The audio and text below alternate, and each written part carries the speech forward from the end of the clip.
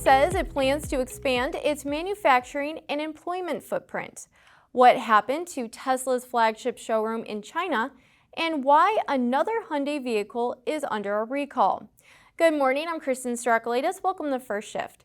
More on those stories in a moment, but first, Stellantis made a big showing at this year's Specialty Equipment Market Association show in Las Vegas this week. The automaker's brands took 4 of 6 top vehicle awards, including the Dodge Challenger, voted for Car of the Year, the Jeep Wrangler 4x4 SUV of the Year, the Jeep Gladiator voted SEMA Midsize Truck of the Year, and Ram earns Full-Size Truck of the Year. Mopar, Stellantis' parts division, also unveiled 3 new concepts at the show. The Jeep CJ Surge, Ram 1500 TRX Goldshot, and Ram 1500 Backcountry X are among many other customized vehicles shown at the show.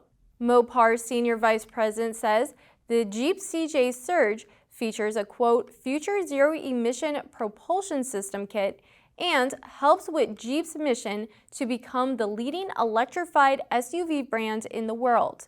The Ram TRX Goldshot has 702 horsepower and is covered in TRX graphics. It sits atop 37-inch tires and sports a pair of 5-inch black exhaust tips. Lastly, Dodge announced 3 powertrain output levels for the electric Charger Daytona SRT unveiled in August.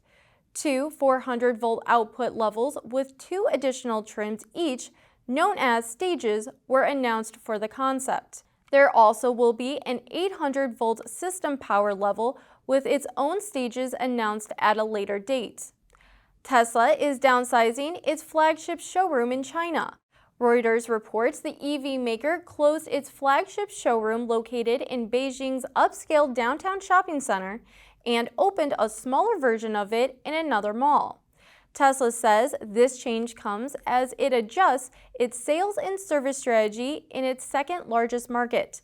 Tesla also considered closing some showrooms in flashy malls in cities like Beijing after traffic plunged during COVID restrictions. Hyundai has a recall. The automaker says it's recalling close to 45,000 2017 through 2018 year Santa Fe Sport crossovers. Hyundai says it's because the anti-lock braking system in these vehicles could cause an electrical short, leading to an engine compartment fire. Hyundai is recommending owners park their vehicle outside. There have been no confirmed crashes or injuries related to the defect. Dealers and owners will be notified December 26. This, in addition to a recall earlier this year affecting a variety of the 2016 through 2019 Santa Fe models, as well as the 2014 through 2015 Tucson, the 2016 through 2018 Kia K900, and the 2014 through 2016 Sportage models. If you are in the market for Kia's 2023 Telluride, it may end up costing you more than previous models. That's because Kia is upping the vehicle's base price by $2,300. The automaker says the reason for the price increase is to help bridge the gap between supply and demand that exists for vehicles. In return, customers get new styling, a giant interior display, and off-road capability. Canoo plans to expand its manufacturing and employment footprint to Oklahoma.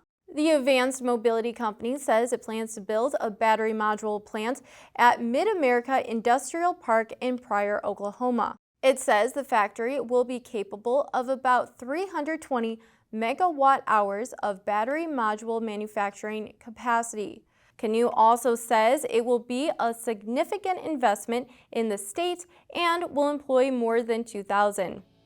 Thanks for watching. Be sure to go to autonews.com for more news, and don't forget to follow us on Twitter at @first_shift. Have a great day, and we'll see you next time.